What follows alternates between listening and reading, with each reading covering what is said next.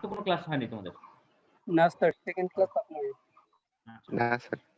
আচ্ছা, তাহলে মনে করো শেষ করলে আমি পড়াবো তোমার land evaluation, land capability classification এবং সয়েল সার্ভে, তিনটে চ্যাপ্টার আমি পড়াবো। আচ্ছা, আজকে আমি তোমাদের শুরু করতে চাচ্ছি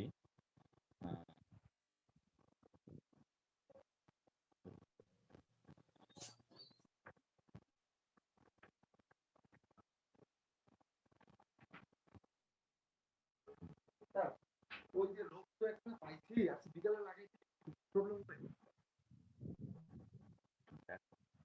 বিকালে লাগাতাম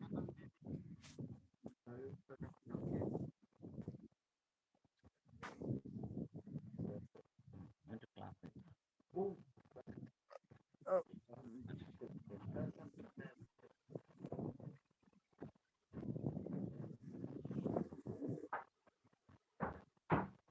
আচ্ছা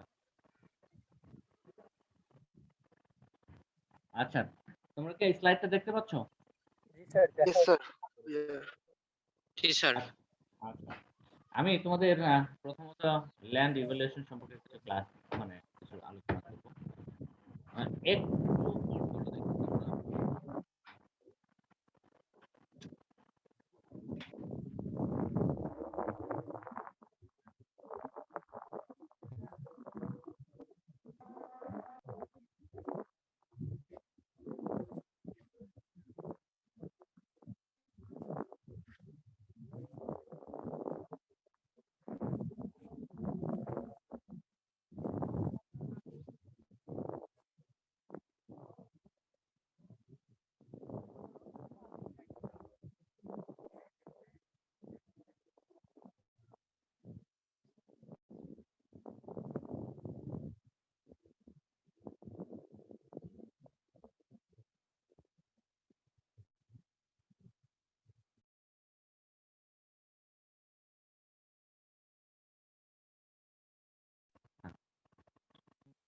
আচ্ছা,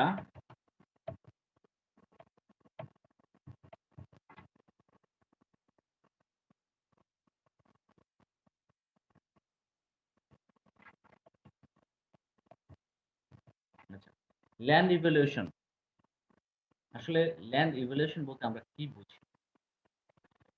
ল্যান্ড ইভ্যালুয়েশন আসলে একটা জমির মূল্যায়ন। সেই মূল্যায়নটা কিন্তু আমরা আমার আমি কি উদ্দেশ্যে এটাকে জাজ করতে চাই তার উপরে কিন্তু আমার এটা ডিপেন্ড করবে। কারণ একটা জিনিস তোমরা বুঝো যে আহ, আমরা যখন একটা জমি কিনতে যাই তখন আমরা কি করি? আমরা একটা ইভ্যালুয়েশন করি। এই জমিটা রাস্তার পাশে কিনা, যদি মেইন রোডের পাশে হয় একরকম দাম, যদি কি বলে ভিতরের রাস্তার পাশে হয় আরেক রকম দাম, আর কোনো রাস্তায় যদি না থাকে তাহলে আরেক রকম দাম, তাই না? এরকম তো আমরা ইভ্যালুয়েট করি।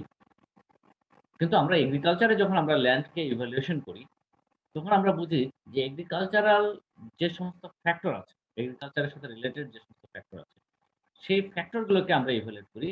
সেই ফ্যাক্টর গুলোকে ইভ্যালুয়েট করে আমরা বলি এটা জমিটা ভালো না খারাপ, সেই ক্যাটাগরি গুলো আমরা এখানে তৈরি করি।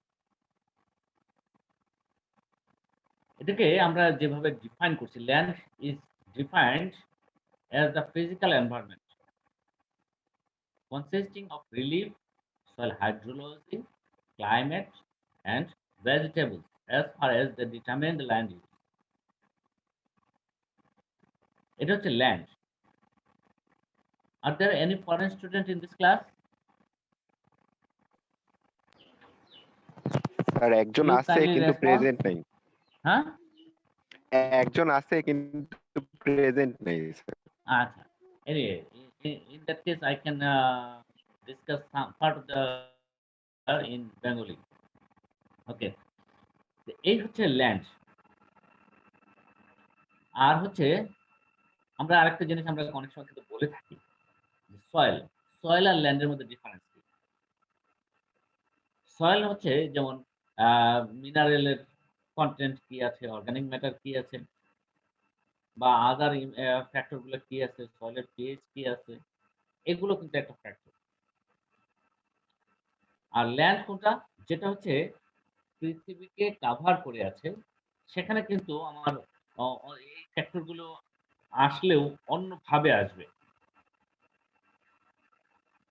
হ্যাঁ? সয়েল সারফেস যেটা সেটাকে আমরা বলছি ল্যান্ড।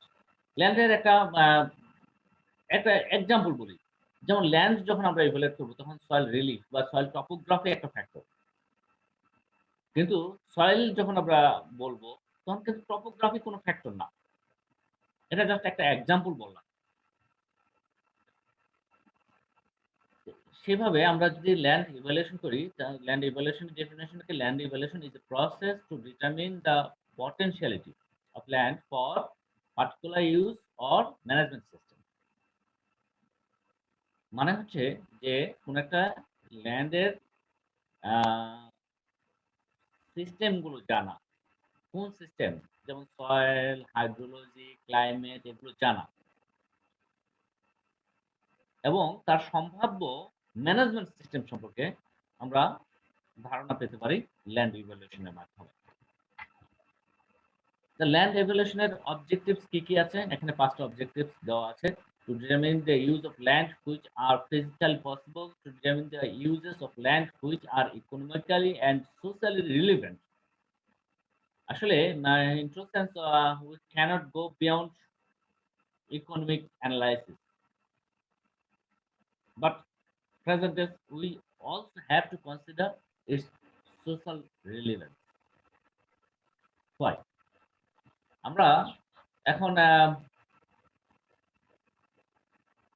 বিভিন্ন কাজের ক্ষেত্রে কিন্তু ওই এনভায়রনমেন্টাল ফ্যাক্টর কে খুব গুরুত্ব দেওয়া হয়। ইকোনমিক্স কে যেভাবে আমরা গুরুত্ব দেই, একইভাবে আমরা পরিবেশকেও কিন্তু গুরুত্ব দেই। এই পরিবেশের একটা কিন্তু অংশ হচ্ছে social related. They determine the change of land use which are desirable and feasible. মানে কি? আমরা এই একটা যে ল্যান্ডকে কি কাজে আমরা একটা উদ্দেশ্য নিয়ে আমরা একটা মানে আ এটাকে মূল্যায়ন করতে পারি একটা উদ্দেশ্য নিয়ে। আমি আমি এই কাজে ব্যবহার করতে চাই এবং সেটা সম্ভব কিনা সেটাকে মানে ইনক্লুড করে আমরা এটা বিবেচনা করি। To determine the advantage and disadvantage of the present and potential land uses. বর্তমানে এটা কি কাজে ব্যবহার করা হচ্ছে সেটার সুবিধা-অসুবিধা এবং এটা আর কি কাজে ব্যবহার করা যেতে পারে সেটাও আমরা কনসিডারেশন এ নেই। To make a comparison between alternative land uses and to establish a set of priorities of land use. কি কাজে ব্যবহার করলে এখান থেকে ভালো রিটার্ন আমি পেতে পারি, ভালো আম বেনিফিট আমি পেতে পারি। এবং সেটা অল্টারনেট আর কি করা যেতে পারে সবগুলোকে কিন্তু আমরা ল্যান্ড ইভালুয়েশন এর মধ্যে নিয়ে আসি। এখানে ১০ টা ক্রাইটেরিয়া আছে।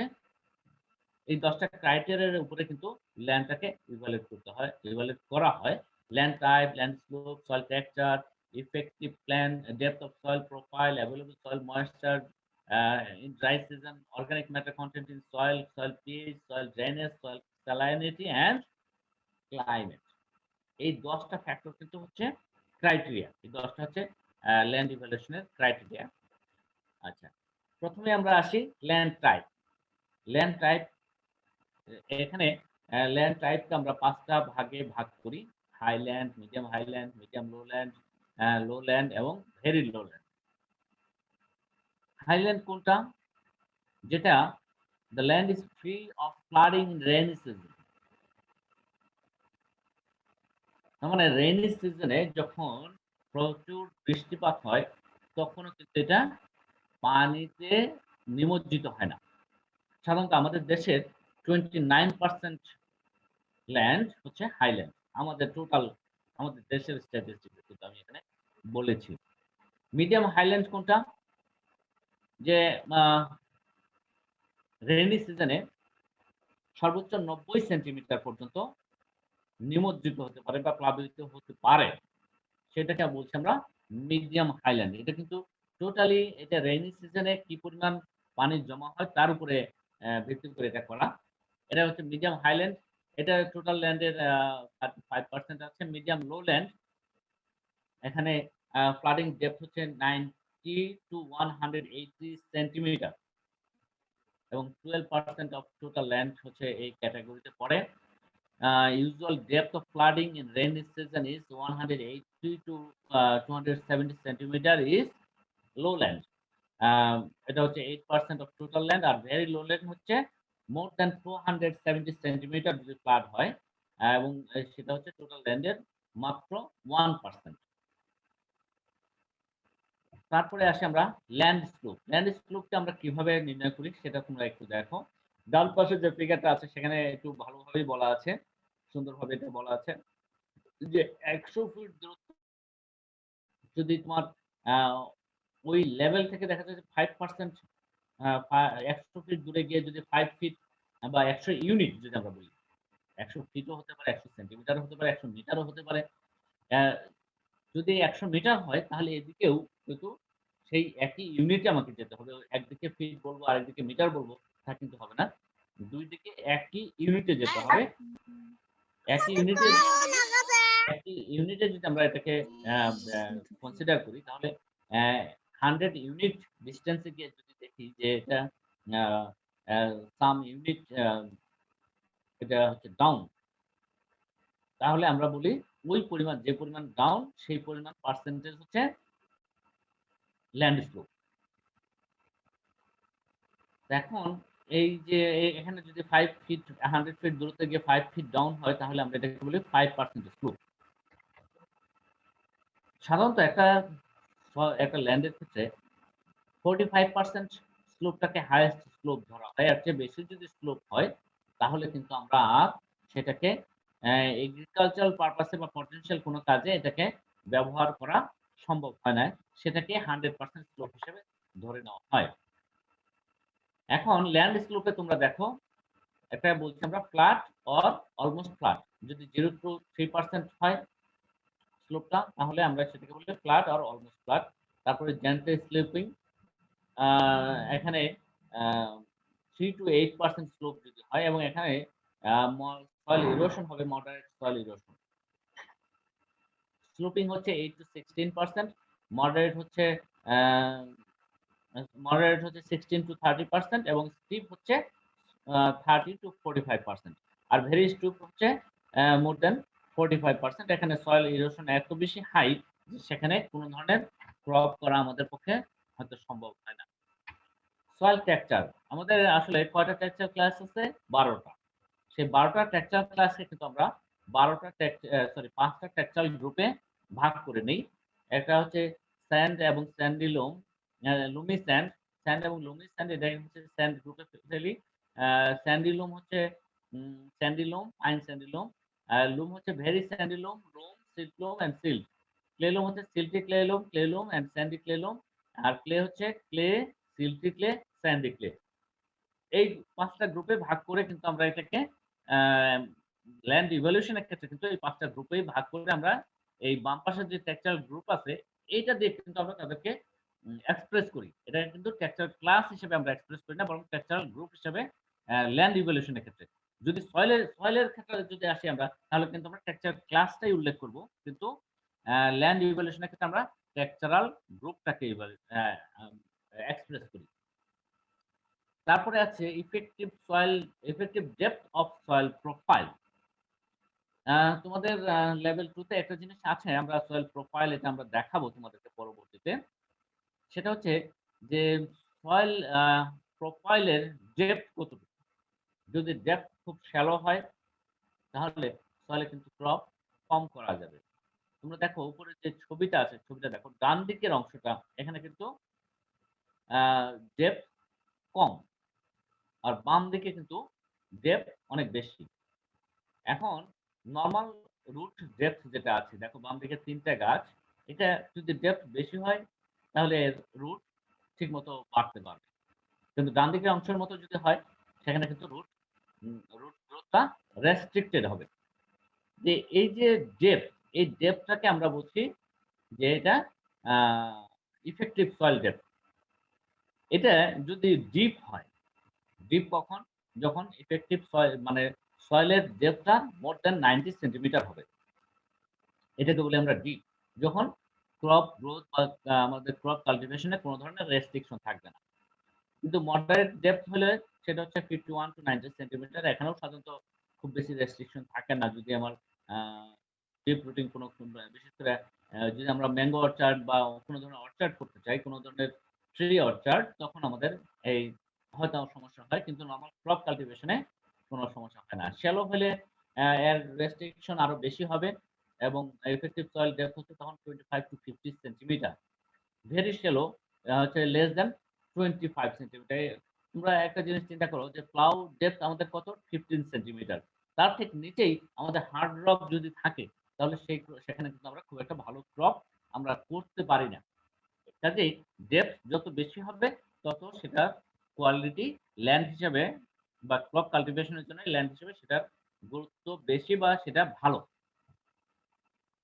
তারপরে আছে আমাদের available soil moisture in dry season. সাধারণত রেইনি সিজনে তো আমাদের সয়েলে যথেষ্ট পরিমাণে ময়েশ্চার থাকে। অ্যাকচুয়ালি এটা ওভার ময়েশ্চার যেখানে আ পানি জমে থাকে এবং সেখানে যদি পানি জমে থাকে সেটা কিন্তু আমরা খারাপ হিসেবেই বলছি। যেটা আমরা ১ নাম্বার ল্যান্ড আমরা হাইল্যান্ড, মিডিয়াম হাইল্যান্ড এ বলে দিয়েছি তোমাদেরকে। এখন আমরা বলছি যে আবার ওটা ছিল রেইনি সিজন। এখন ড্রাই সিজনে এসে আবার আমরা বলছি যে ময়েশ্চার যত বেশি থাকবে সেটা আমার সয়েলের জন্যে তত বেশি ভালো। তো এখন আমাদের দেশে ড্রাই সিজন কখন শুরু হয়? ড্রাই সিজন মূলত শুরু হয় স্যার নভেম্বর নভেম্বর থেকে। থেকে। হ্যালো? স্যার নভেম্বর থেকে এপ্রিল পর্যন্ত। হ্যাঁ, নভেম্বর থেকে এপ্রিল পর্যন্ত আমাদের ড্রাই। এপ্রিলে গিয়ে কিছু বৃষ্টিপাত হয় আমরা যেটাকে বলছি আমরা কি বলে কালবৈশাখী, তাই না? কালবৈশাখীর সাথে তো জি প্রচুর স্যার। পরিমাণ বৃষ্টিপাতও হয়। কাজে সেই সময় আমরা আসলে মূলত খুব একটা মানে ফিল করি না। কিছু একটা সামান্য কিছু হলেও বৃষ্টিপাত হয় সেটা আমাদের জন্যে খুব একটা প্রবলেম ক্রিয়েট করে না। ওই বৃষ্টিপাতটাই আমাদের জন্য যথেষ্ট হয়।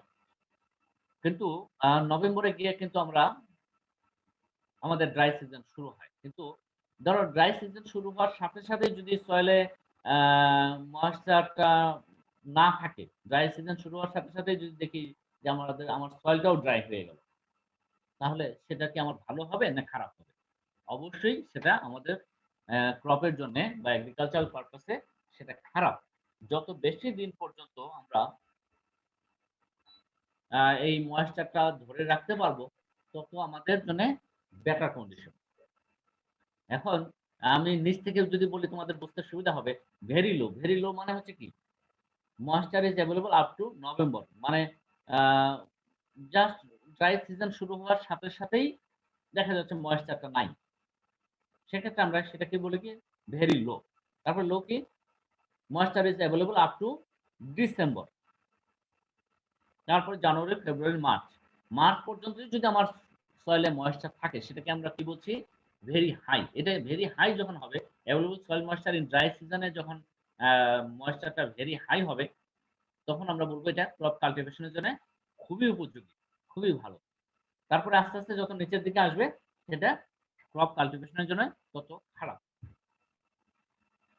অর্গানিক ম্যাটার কনটেন্ট তোমরা জানো যে অর্গানিক ম্যাটার আ আমাদের ২ ধরনের ফার্টিলাইজার আমরা ইউজ করি। অর্গানিক ফার্টিলাইজার আর হচ্ছে সিনথেটিক ফার্টিলাইজার। দেখো উপরের ছবিটাতে তোমরা দেখো সিনথেটিক ফার্টিলাইজার এটা কিন্তু আ এটা প্ল্যান্টের নিউট্রিয়েন্টকেই শুধু সাপ্লাই করে। প্ল্যান্ট নিউট্রিয়েন্ট সাপ্লাই করে। কিন্তু অর্গানিক ফার্টিলাইজার শুধু আ প্ল্যান্টের জন্য নিউট্রিয়েন্ট সাপ্লাই করে না, বরং সয়েলে অর্গানিক ম্যাটার সাপ্লাই করে, সয়েল নিউট্রিয়েন্ট এর স্ট্যাটাসটাকে বাড়ায়, পাশাপাশি সয়েলের যে অন্যান্য কন্ডিশন গুলো আছে, সয়েল ফিজিক্যাল কন্ডিশন, সয়েল কি বলে soil uh chemical condition, soil microbiological condition, এই কন্ডিশন গুলোকেও কিন্তু এনরিচ করে organic fertiliser.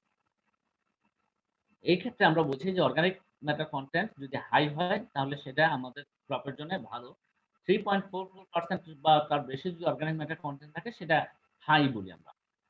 Organic matter content যদি 1.72 থেকে 3.44 হয় তাহলে আমরা বলছি যে এটা মিডিয়াম আর লো হচ্ছে কি লেস দ্যান 1.72%।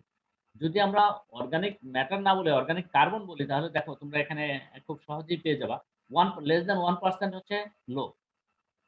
1 থেকে 2% হচ্ছে মিডিয়াম। আর মোর দ্যান 2% অর্গানিক কার্বন যদি হয়। তাহলে সেটাকে আমরা বলবো হাই। সয়েল পিএইচ এটা ভেরি হাইলি অ্যাসিডিক, তারপরে very highly acidic, highly acidic, moderately acidic, neutral. এটা খুব সিম্পল ক্যাটেগরি, এটা তোমাদেরকে জানতে হবে। এটা আমার মনে হয় যে খুব বেশি ডিসকাশনের কিছু নাই। তারপরে হচ্ছে সয়েল ড্রেনেজ। সয়েল ড্রেনেজ একটা জিনিস দেখো, ড্রাই সিজন আমাদের সয়েল ড্রেনেজ হতে কোনো ফ্যাক্টর না, কিন্তু রেইনি সিজনে সয়েল ড্রেনেজটা একটা ফ্যাক্টর। সয়েল ড্রেনেজ কোনটা? যে একটা জিনিস, একটা হচ্ছে যে সয়েলে আমরা রেইনফল হলো, রেইনফল একটু প্লিজ।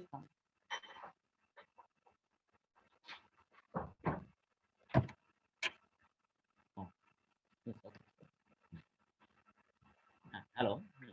আচ্ছা, অয়েল ড্রেঞ্চ যেটা আছে যদি হয়, তার মানে খুব দ্রুত এটা সয়েল থেকে ময়েশ্চারটা চলে যায়। মানে অতিরিক্ত পানিটা এটা অয়েল ড্রেন মানে হচ্ছে এটা চলে যায়।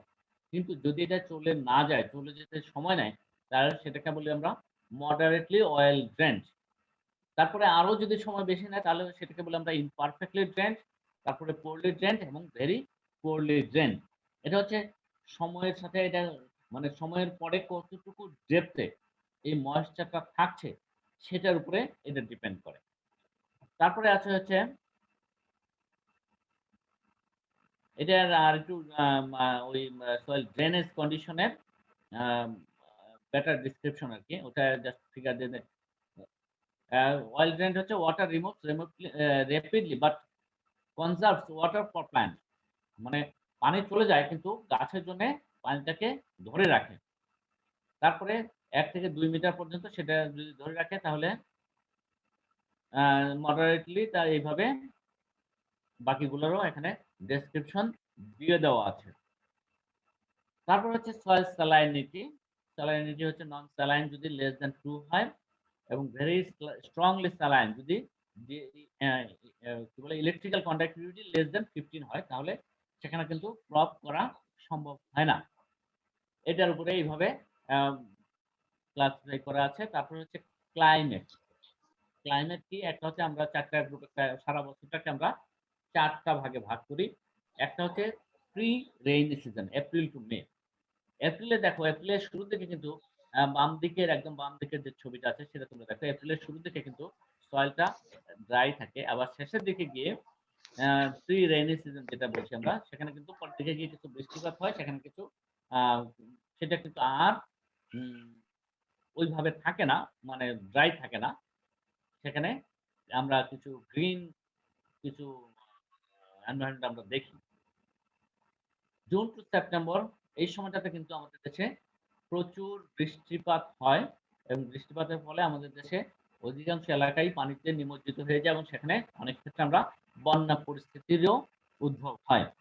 তারপরে দেখো পোস্ট রেইনি সিজন, উপরের লেয়ারের ডান দিকের মোস্ট রাইট পিকচার। এই অক্টোবর টু নভেম্বর এই সময় কিন্তু আমাদের দেশে কিছু মানে কিছু আ আ বিশেষ করে সমুদ্র উপকূলে কিছু জলোচ্ছ্বাস হয়। তারপরে ঝড় বৃষ্টি এই সময় খুব বেশি হয়।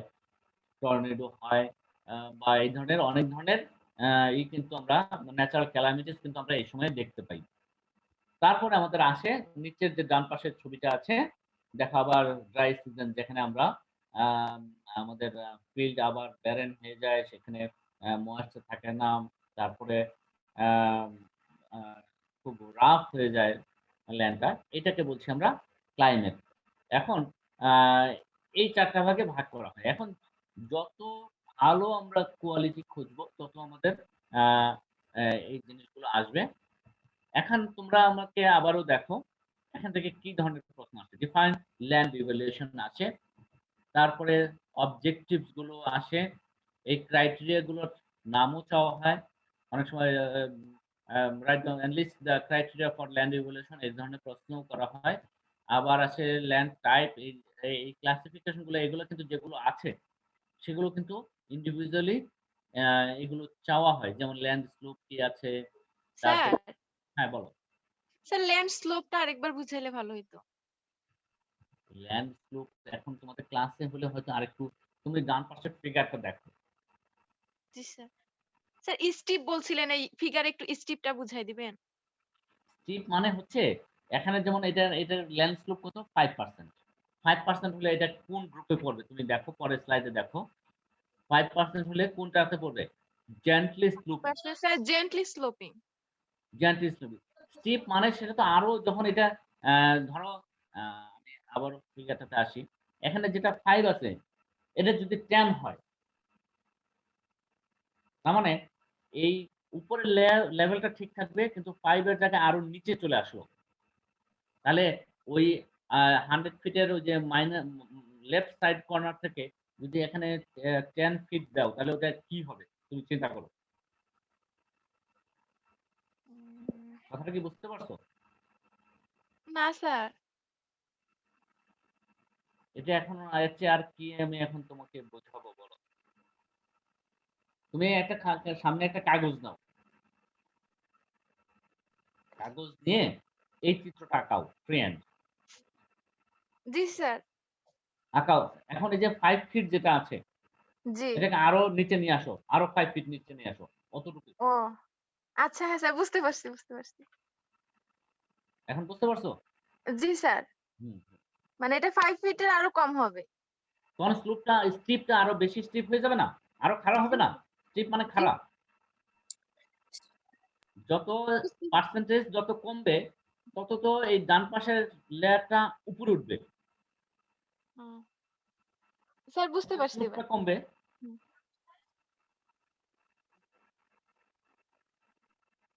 এন্ড 2 যদি হয়, 2% বললাম আমি। 2% কোথায় হবে? স্যার 5 ফিটের আরো কম হবে। হ্যাঁ, তখন জমিটা প্রায় সমতল হয়ে যাবে না? খুব কাছাকাছি হয়ে জি যাবে না স্যার। সমতলের মতো? জি স্যার। বুঝতে আচ্ছা, পারছি। হ্যাঁ। এখানে কিন্তু ওই যে ল্যান্ড স্লোপ এটাও চাওয়া হয়। তারপরে টেক্সচার সাধারণত চাওয়া হয় না। তবে এখানে যেটা চাওয়া হয় এটা হচ্ছে এভেইলেবল সয়েল ময়েশ্চার, এটা কিন্তু চাওয়া হয়। তারপরে সয়েল পিএইচটা চাওয়া হয়। উম এইটা কিন্তু চাওয়া হয়। সয়েল ড্রেনেজটা, সয়েল স্যালাইনিটি চাওয়া হয়। এই কয়েকটা কিন্তু চাওয়া হয়। বাকিগুলা চাওয়া হয় না। তবে তোমাদের জানা থাকাটা খুব জরুরি। ঠিক আছে? তাহলে আমি কত বললাম?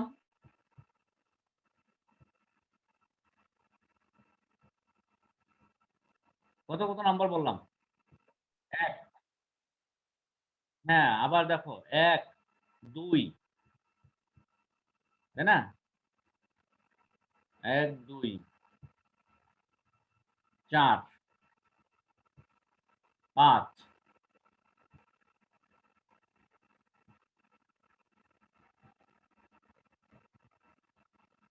এটা হলো ৭, ৮,